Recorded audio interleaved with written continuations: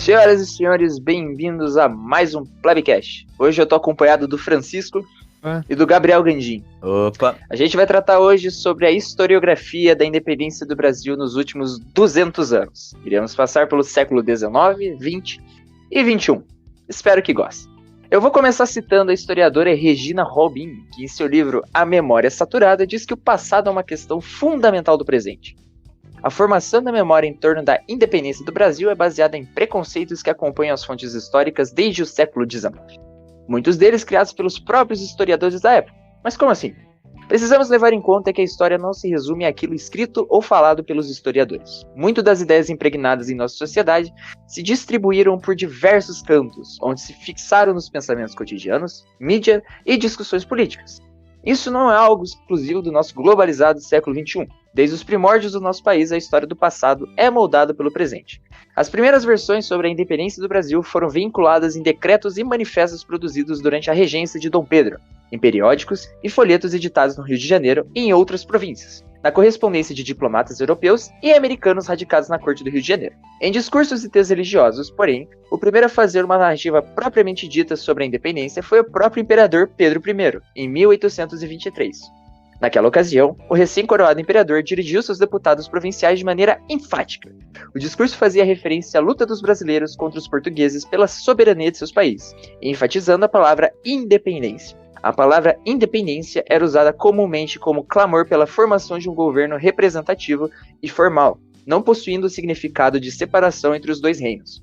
Por exemplo, a exemplo de Dom João VI, a imprensa utilizava esse termo como clamor pela volta do rei de Portugal durante a revolta do Porto de 1820. No Brasil, foi Pedro I que popularizou um sentido mais restrito à palavra, que passaria a ser adotada majoritariamente pelos historiadores. 3 anos após a independência do Brasil, foi iniciada a pedido de Dom Pedro a primeira interpretação detalhada da emancipação brasileira. Esse documento ficaria a cargo de José da Silva Lisboa, que deveria buscar com todo o empenho em todos os arquivos da nação para perpetuar a memória da fundação do Império. É claro, o documento possuía o objetivo de exaltar o governo de Pedro I. Para sua coletânea, Silvia Lisboa se dispôs de vários documentos obtidos em Londres, Paris, Lisboa, Rio de Janeiro e outras províncias brasileiras. Em 1836, o negociante inglês John Armitage publicou o livro History of Brazil, onde, utilizando documentos oficiais, fontes escritas e orais, ele escreveu um livro onde ele criticava a posição de José da Silva Lisboa, reiterando que muitos conflitos dividiram o Brasil naquele período. Os autores posteriores, como Francisco Sales Torres e Teófilo Otoni, mantiveram a narrativa de negação de uma ancestralidade colonial portuguesa. A partir da segunda metade do século XIX, surgiram 2 autores que divergiam da ideia já consolidada. João Manuel Pereira da Silva e Francisco Van Nyargen fortaleceram 3 argumentos: a continuidade da dinastia de Bragança no poder, aferindo processos políticos herdados da colônia que teriam perpetuado a ordem vigente com a Constituição de 1824, e a desqualificação dos grupos opositores ao projeto monárquico, e também são feitas muitas críticas a Torres e Otoni. Em 1868, João Manuel da Silva lança seu famoso livro, História da Fundação do Império Brasileiro. A obra era bastante ambiciosa e pretendia detalhar a história do território brasileiro entre 1800 e 1825. Ele vai ser o primeiro autor que trata o Brasil como metrópole de Portugal, uma vez que a partir de 1808 a família real se encontrava em terras americanas. Da Silva se baseou em documentos e fontes orais para buscar a verdade, afirmando que o processo colonial era temporário e seria superado em pouco tempo. Esses movimentos do início do século XIX possibilitaram a reunião das capitanias em um centro comum. Foi ele, inclusive, que consolidou o termo emancipação como sinônimo de independência. Para ele, os confrontos gerados a partir da tentativa de Portugal de recolonizar o Brasil não representaram um rompimento definitivo, explorando também os diversos conflitos internos que circundavam a fundação do Império. Em 1870, Van Nyargen vai publicar A História da Independência do Brasil, crítica direta a seu antecessor. O livro vai percorrer o período de 1808 a 1825, valorizando as instituições coloniais portuguesas como imprescindíveis para o sucesso civilizatório do Brasil e lamentando a separação entre os dois países. Os autores acompanham a trajetória de Pedro até sua coroação como imperador, sendo retratado no início como frágil e contestado. Pedro vai adquirindo ao longo da narrativa liderança e carisma, tornando-se símbolo de autoridade e unificador na nação, o que possibilitou a independência. O século XIX marca uma historiografia enraizada na figura de Dom Pedro I e na legitimidade do governo que se seguiu à separação de Portugal.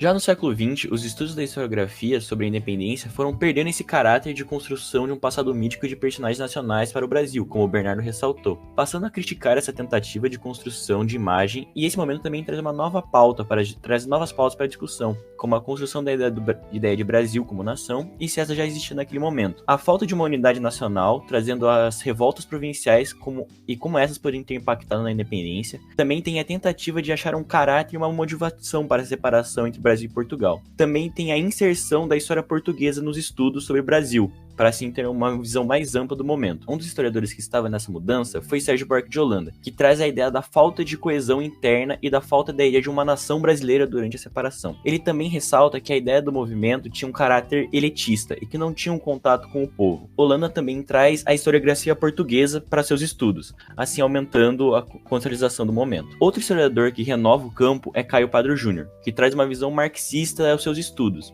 Ele tenta compreender um sentido da colonização e os seus subsequentes, os colocando num contexto global, assim colocando os acontecimentos da história do Brasil como derivados do contexto europeu e da expansão e modificação principalmente do capitalismo. Autores que também seguem e se aprofundam nessa linha de Carlos são Guilherme Matos e Fernando Novaes, que no seu livro 1822, Dimensões, ressaltam essa subordinação do Brasil à Europa e ao sistema capitalista que estava em constante criação. Esse sistema que daria sentido para o curso do acontecimento até 1822, sendo a cisão luso-brasileira um efeito da queda do antigo regime e o avanço do capitalismo inglês. No livro, também se traz a independência a partir das visões das províncias, como Mato Grosso, Rio Grande do Sul e entre outras, mostrando como isso mudou a dinâmica do país, em cada local. Ainda reforça a ideia da falta de uma unidade nacional com essa visão. Adentrando o século XXI, há uma continuação da mudança desse paradigma. Claro, estamos ainda no começo do século e ele não age de maneira independente aos dois últimos. Porém, essas 2 décadas iniciais serviram para concretizar o questionamento dessa visão idealista centrada em personagens e eventos específicos que vem sendo trabalhado desde pelo menos a década de 60, trazendo a questão da independência de volta ao debate público como um tema político e não como um mito fundador. Portanto, o principal objetivo dos historiógrafos desse início do século XXI em relação à independência é problematizar a forma como a independência se apresenta no imaginário social. Em seu artigo de 2009 intitulado A Independência do Brasil como uma Revolução, História e Atualidade de um Tema Clássico, o historiador e professor da USP João Paulo Pimenta busca problematizar o sentido revolucionário atribuído à independência. Para isso, ele busca entender o que o termo revolução significava para aqueles inseridos no contexto da separação entre Brasil e Portugal, e o caracterizou como uma ferramenta política de compreensão do mundo, bem como de interação com ele e seu futuro, também apontando que o termo foi usado por Dom Pedro I nesse significado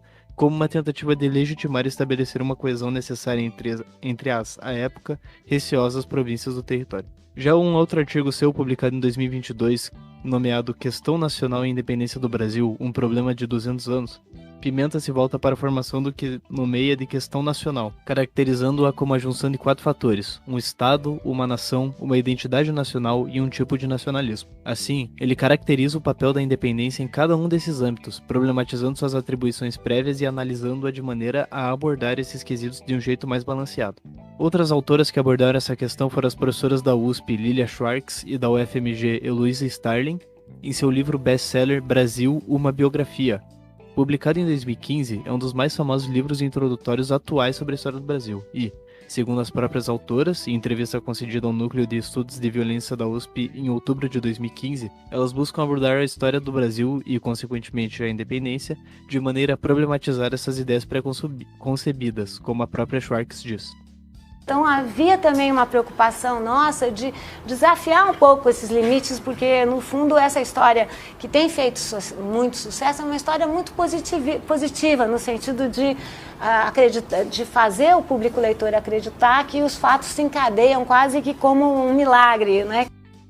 Então, é assim que a historiografia acerca da independência se encontra nos dias de hoje, num processo de questionamento dos mitos fundadores e de recuperação do teor material de todo o seu processo. Pode-se dizer que ela se encontra num movimento de remoção do véu nacionalista, necessário para se entender por completo as suas causas e consequências ao longo dos séculos. Esse foi o Plebcast. Obrigado por ouvir, espero que os senhores tenham gostado. Fiquem atentos, mais Plebcasts virão. Francisco, Gabriel, vocês têm alguma coisa a acrescentar nesse final? Queria agradecer a todo mundo aí que ouviu e é isso. Não tenho nada a acrescentar, muito obrigado pela audiência e pela escuta. Obrigado. Como vocês sabem, fontes e referências estão na descrição, tanto do Spotify como do YouTube ou qualquer outra plataforma de áudio que você esteja ouvindo. Então, qualquer dúvida pode ir lá procurar, ok? Muito obrigado por ouvir, até a próxima e adeus!